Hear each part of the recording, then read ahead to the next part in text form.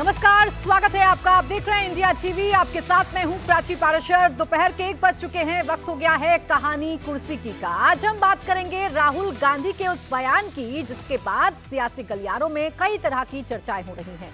राहुल गांधी अयोध्या में इंडिया गठबंधन की जीत के बाद कॉन्फिडेंट नजर आ रहे हैं और इसी कॉन्फिडेंस में राहुल गांधी ये दावा कर रहे हैं कि अयोध्या ने ये बता दिया कि जो अयोध्या के लिए आंदोलन भारतीय जनता पार्टी की तरफ से किए गए थे, राम जन्मभूमि के लिए जो आंदोलन किए गए थे, वो कैसे अब फीके पड़ चुके हैं और कैसे वोटर्स का विश्वास अब भारतीय जनता पार्टी से उठना शुरू हो गया है। यानी राहुल गांधी की अगर आप माने तो राहुल गांधी अपने कॉन्फिडेंस में दावा करते हुए नजर आ रहे हैं कि अब भारतीय जनता पार्टी का जो पतन है वो इस देश में शुरू हो रहा है और इसकी झलक कहीं ना कहीं अयोध्या से देखने को मिल रही है। सिर्फ अयोध्या की जीत को लेकर ही राहुल गांधी कॉन्फिडेंट नहीं है, बल्कि राहुल गांधी गुजरात में अपनी जीत को लेकर भी कॉन्फिडेंट नजर आ रहे हैं। ना सिर्फ सदन में नेता विपक्ष के तौर पर बोलते हुए राहुल गांधी ने बड़े ही आत्मविश्वास के साथ कहा था कि इस बार हम आपको गुजरात में भी हराएंगे। अहमदाबाद में भी राहुल गांधी कुछ इसी तरीके के बयान देते हुए नजर आए। राहुल गांधी ने कहा कि कांग्रेस इस बार अहमदाबाद में बीजेपी को हराने जा रही है। अब राहुल गांधी के इस कॉन्फिडेंस की वजह क्या है? और सवाल यह है कि 2019 में अपनी पीक पर आई भारतीय जनता पार्टी 2024 में अगर पिछड़ी है तो क्या यह बीजेपी का यहां से डाउनफॉल है या फिर अभी और भी गुंजाइश बीजेपी के पास है? आज इन तमाम मसलों पर करेंगे बातचीत। खास मेहमान हमारे साथ हैं आरती टिक्कू जी, सीनियर जर्नलिस्ट, अनंत विजय जी, सीनियर जर्नलिस्ट, समीर चौगावकर हमारे साथ हैं और विजय त्रिवेदी जी भी हमारे साथ हैं। आप सभी का बहुत बहुत स्वागत है। चर्चा की शुरुआत करूं, आइए उससे पहले आपको सुनवा देते हैं राहुल गांधी ने क्या कहा है। सर, मैं आपको यह कहानी क्यों बता रहा हूं? क्योंकि जो मूवमेंट अडवाणी जी ने चालू की थी, उस मूवमेंट को जिसका सेंटर अयोध्या था, उस मूवमेंट को इंडिया गठबंधन ने अयोध्या में हरा दिया है। बहुत बड़ी बात कह रहा हूं। मतलब इनका पूरा जो सेंटर था,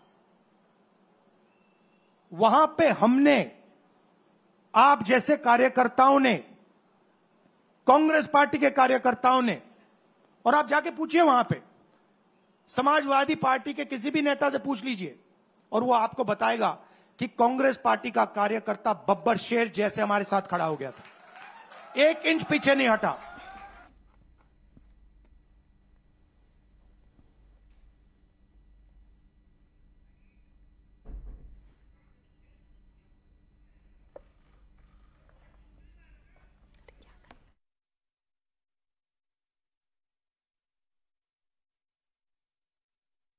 मैं गुजरात के चुनाव में मैं आपको बता रहा हूं, हम सब मिलकर इनको गुजरात में हराने जा रहे हैं।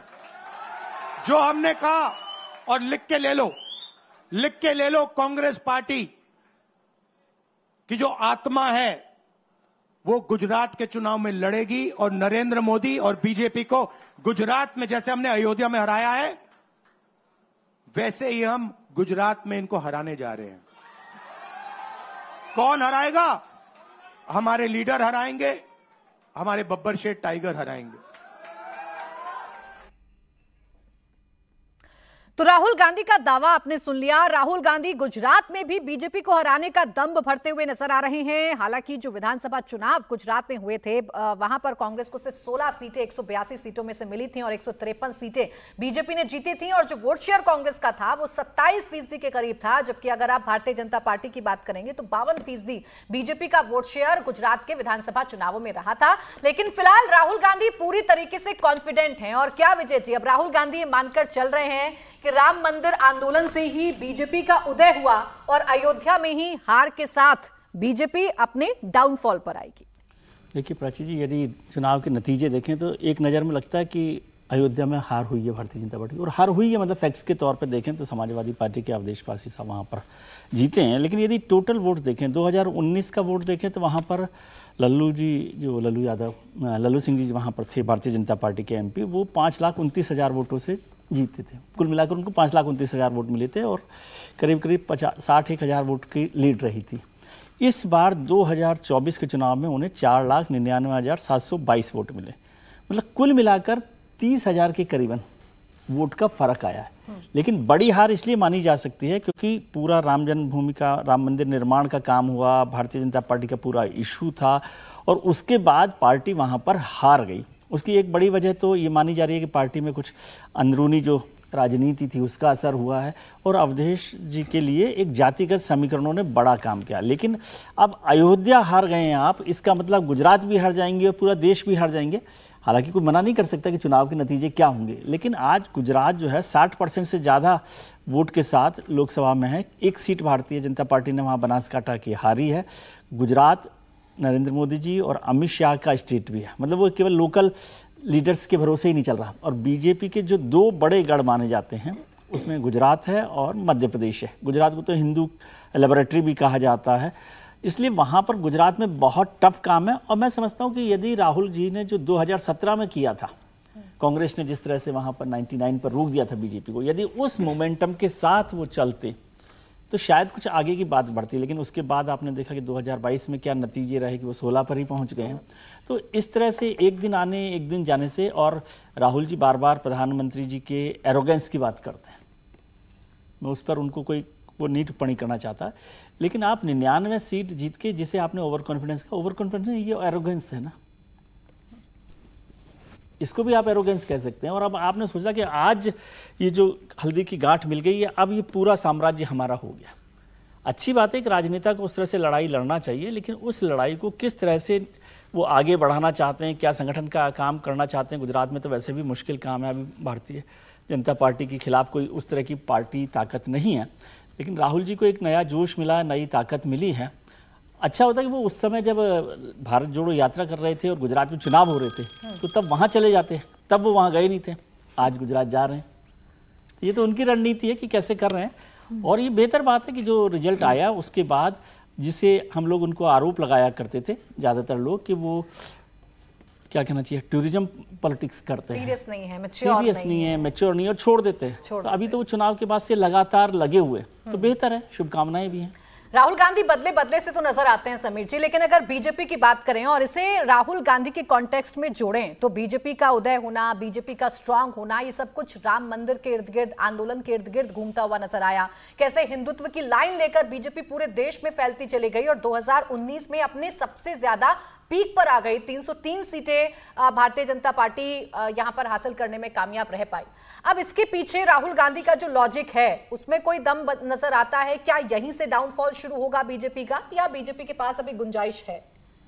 देखिए, राहुल गांधी ने फैजाबाद सीट का जिक्र किया। राहुल गांधी को फैजाबाद सीट बोलना चाहिए, सीट तो वो फैजाबाद है। अयोध्या एक वहाँ की कॉन्स्टिट्यूंसी है, वो बार बार अयोध्या बोलते हैं जबकि वो टेक्निकली गलत है। उन्हें फैजाबाद लोकसभा सीट का जिक्र करना चाहिए जो भारतीय जनता पार्टी हारी है, जो अयोध्या उस फैजाबाद सीट में आता है। देखिए, राहुल गांधी शायद इतिहास को भूल रहे हैं। 1992 में जब बाबरी मस्जिद गिरी थी उस समय नरसिम्हा सरकार ने 4 भारतीय जनता पार्टी की राज्य सरकारों को बर्खास्त किया था, जिसमें एक उत्तर प्रदेश की थी कल्याण सिंह की, एक भैरव सिंह शेखावत की राजस्थान की थी, एक मध्य प्रदेश की थी और एक हिमाचल प्रदेश की। 4 सरकारें बर्खास्त की थी। उस समय कहा गया था कि भारतीय जनता पार्टी की सरकार वापिस चुनाव अयोध्या के बाद ये जो बाबरी मस्जिद ढहाया गया उसके बाद बना लेगी, लेकिन भारतीय जनता पार्टी चारों राज्यों में हार गई थी। सिर्फ राजस्थान की सरकार भैरव सिंह शेखावत कुछ दूसरे निर्दलीयों के सहारे बना पाए थे, बाकी 3 जगह भारतीय जनता पार्टी की सरकार नहीं बनी थी। उस समय कांग्रेस ने कहा था कि ये बाबरी मस्जिद का जनता ने सबक सिखा दिया है, अब भारतीय जनता पार्टी कभी भी अपने पैरों पर राज्यों में खड़ी नहीं हो पाएगी। लेकिन अब क्या स्थिति है? मध्य प्रदेश में भारतीय जनता पार्टी कहाँ है, हिमाचल में भारतीय जनता पार्टी कहाँ है, उत्तर में भारतीय जनता पार्टी की क्या स्थिति है? तो चारों राज्यों में आप देखोगे तो आज कांग्रेस की क्या स्थिति है। और राहुल गांधी अगर बार बार फैजाबाद का जिक्र कर रहे हैं तो वहां पर तो अखिलेश यादव की पार्टी के सांसद जीते हैं, कोई कांग्रेस का सांसद नहीं जीता, वहां से समाजवादी पार्टी जीती है। सिर्फ 6 सीट बात करेंगे अगर वहां समाजवादी पार्टी के कार्यकर्ताओं से या नेताओं से, तो वो ये बताएंगे कि कांग्रेस कितनी मजबूती के साथ खड़ी थी अयोध्या में। भाई वो तो ठीक है, अखिलेश यादव ने 17 सीटें दे दी कांग्रेस को और 6 सीटें कांग्रेस जीत गई है। तो 6 सीटें आप अखिलेश यादव के दम पे जीते हो और विधानसभा में आपकी स्थिति क्या है? आपके पास 2 विधायक है। पिछले लोकसभा चुनाव में आपकी क्या स्थिति? आपके पास 1 सांसद हुआ करता था। तो मुझे लगता है कि राहुल गांधी को जमीनी से समझना चाहिए। ठीक है, इस बार समाजवादी पार्टी के साथ आपने बहुत अच्छा प्रदर्शन किया, इसका मतलब ये नहीं है कि आने वाले सभी चुनाव आप जीत जाओगे। अभी अगर आपको तो 4 चुनाव में जाना है, 90 दिन के अंदर आपको महाराष्ट्र में लड़ना है, आपको अभी झारखंड में चुनाव लड़ना है, आपको अभी हरियाणा में, जम्मू कश्मीर में चुनाव लड़ना है। ये अगर आप 4 चुनाव जीत जाते हो तो आप ये कह सकते हो कि आने वाले समय में हम भारतीय जनता पार्टी को तगड़ी चुनौती जाएंगे। ये 4 चुनाव बहुत बड़ी चुनौती राहुल गांधी के पास है। और उसके पहले तो अभी 10 तारीख को 10 सीटों पर उपचुनाव है। राहुल गांधी और अखिलेश यादव 10 अगर सीटें जीत जाते हैं तो भी कहा जा सकता है कि सेंटीमेंट जो लोकसभा चुनाव का था वह बरकरार है और आने वाले समय में भारतीय जनता पार्टी को दिक्कत हो सकती है। मुझे लग रहा है राहुल गांधी का ये अभी ओवर कॉन्फिडेंस है, बड़बोला पाने। और गुजरात के अंदर जहां आपने सिर्फ 1 सीट जीती है, 2 लोकसभा चुनाव अगर आप देखोगे तो 1 भी सीट नहीं जीत पा रहे थे। और 61% से ज्यादा भारतीय जनता पार्टी का 2024 में वोट बैंक है गुजरात के अंदर। आपका 31% है कांग्रेस का और आम आदमी पार्टी को 2% का वोट बैंक मिला है। आपके बीच में मतलब कांग्रेस के और भारतीय जनता पार्टी के बीच में दुगने वोट बैंक का अंतर है, 30% का वोट बैंक का। और आप कह रहे हो कि आने वाले समय में हरा देंगे। 17 विधायक थे आपके, 5 विधायक आपकी पार्टी छोड़कर चले गए भारतीय जनता पार्टी के अंदर। 12 विधायक आपके पास बचे, जिसमें से 4 विधायक आपकी बैठक में नहीं आ रहे। जब आप अपने 17 में से विधायकों को नहीं बचा पा रहे हो, संगठन आपका वहां पर है नहीं, आपके कार्यकारी अध्यक्ष पार्टी छोड़ के चले गए, आपके प्रदेश अध्यक्ष पार्टी छोड़ के चले गए, आपके जिलाध्यक्ष बनने को तैयार नहीं है, आप संगठन पे काम करिए गुजरात में। मुझे लग रहा है कि अभी बहुत लंबी यात्रा राहुल गांधी को तय करना है। सिर्फ इस परिणामों से यह कह देना कि हम 99 पर आ गए हैं तो हम अगली बार सबको हरा देंगे और हम आ जाएंगे, अच्छी बात है, आपने बेहतर प्रदर्शन करा, इसमें कोई दो राय नहीं है। भारतीय जनता पार्टी को आपने रोका कई जगह पर, यह ठीक है, लेकिन ये कंटिन्यूटी आप कब तक रख पाते हो ये अगले चुनाव परिणाम आपको बताएंगे। मुझे लग रहा है संगठन मजबूत करना जरूरी है। सिर्फ राहुल गांधी के कह देने से कि हम चुनाव जीत जाएंगे यह संभव नहीं होगा। ठीक है, बब्बर शेर हराएंगे अनंत जी ये कहते हुए नजर आ रहे हैं गुजरात में। तो और गुजरात इसलिए इंपॉर्टेंट है, राम मंदिर आंदोलन के बाद घटी बड़ी जरूर है भारतीय जनता पार्टी गुजरात में, लेकिन गुजरात में जो सत्ता है वो बीजेपी के हाथ में रही है, सत्ता की चाबी बीजेपी के हाथ में रही है और इसी वजह से शायद वहां चैलेंज भी कर रहे हैं जाकर राहुल गांधी। देखिए, मुझे तो राहुल गांधी का जो ये पूरा चुनाव परिणाम के बाद जो व्यक्तित्व है, मुझे 2009 की याद दिलाता है। 2009 में जब कांग्रेस पार्टी को 200 सीटें मिल गई थी तो इसी प्रकार का माहौल राहुल गांधी को लेकर उनके साथ के लोगों ने बनाने का प्रयास किया था। राहुल गांधी पर किताबें लिखी जा रही थी, राहुल गांधी की मतलब जननायक कहा जा रहा था। न्यूज़ रूम में एक एडिटर ने ये कहा था कि राहुल गांधी एक व्यक्ति नहीं, एक बीट है। विजय जी को याद होगा, ये बड़ी चर्चा हुई थी उस समय, और इस बीट के पीछे लोगों को लगा दो।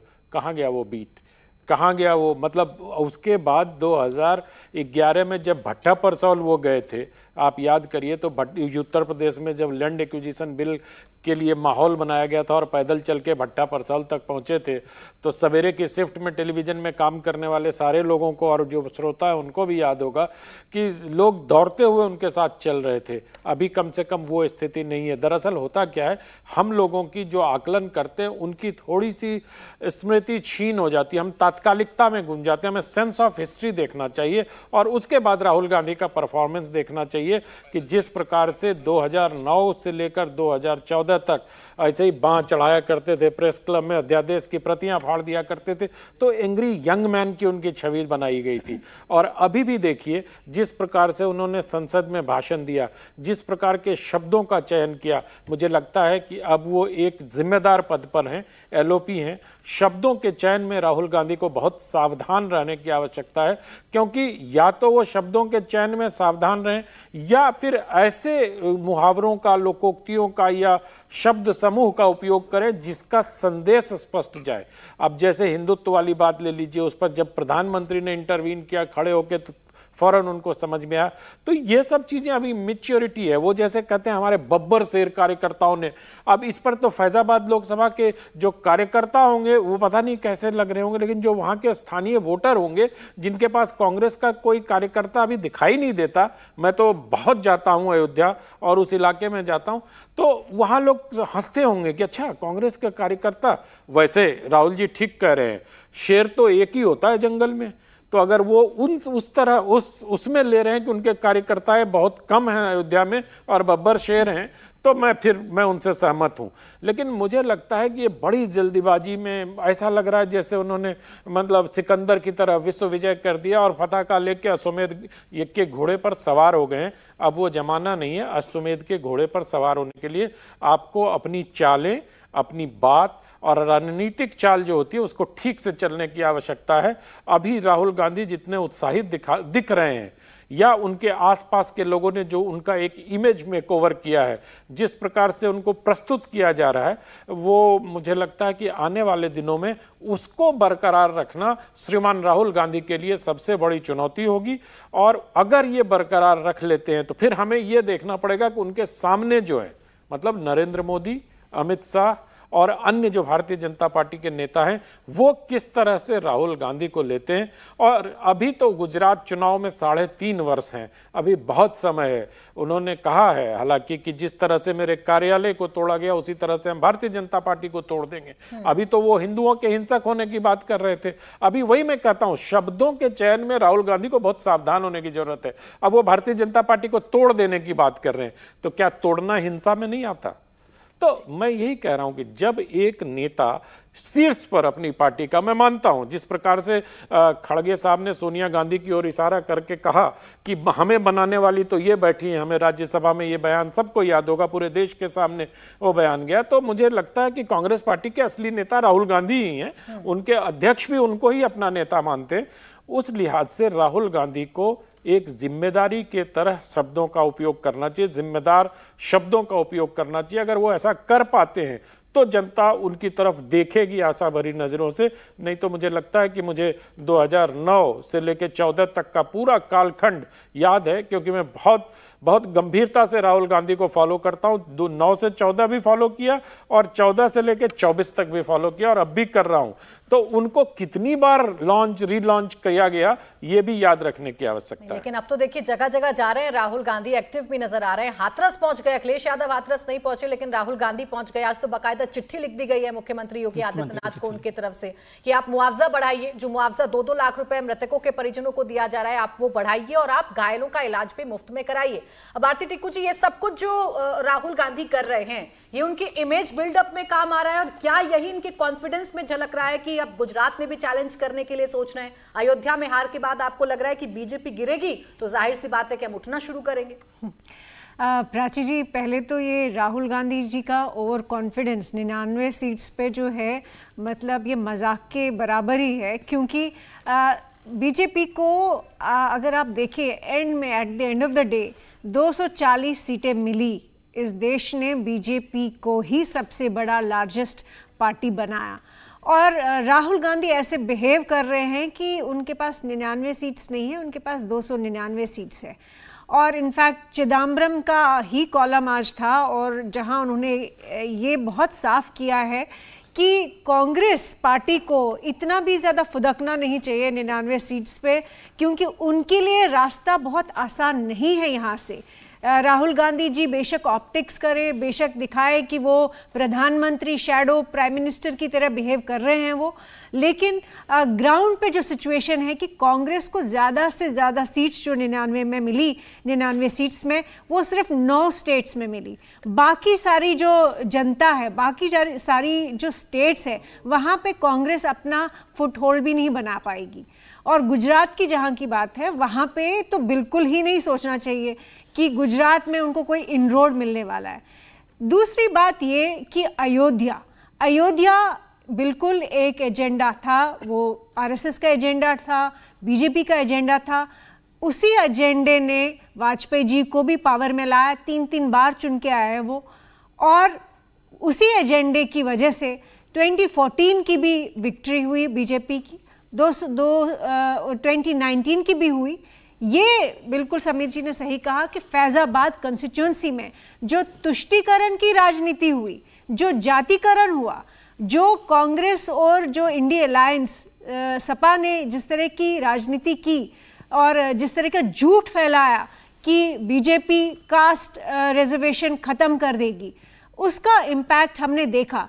क्योंकि देखिए यूपी में हमेशा मालूम है कि तुष्टीकरण और जातिकरण की जो राजनीति है उसका हमेशा इम्पैक्ट होता है। और अगर साथ में आप ये कहें कि हम आपको सब कुछ मुफ्त में दे रहे हैं, आपको हजारों लाखों करोड़पति बनाने जा रहे हैं, तो आम जनता जो है कई बार बहक भी जाती है। इसलिए मुझे नहीं लगता है कि फैज़ाबाद की जो इंडिया अलायंस को विक्ट्री हो उसको बहुत सीरियसली लेना चाहिए, क्योंकि यूपी एक ऐसी स्टेट है जिसने योगी जी को बहुत बड़ा मैंडेट दिया, और यूपी ऐसी भी स्टेट है जहां पे हमने देखा कि जातिकरण की वजह से बीजेपी आउट ऑफ पावर भी गई। लेकिन इससे ये मतलब निकालना कि कांग्रेस यूपी में अपना फुटहोल्ड बड़ा कर रही है या अपना फुटप्रिंट बड़ा कर रही है, वो बिल्कुल गलत मैसेज है, झूठ है।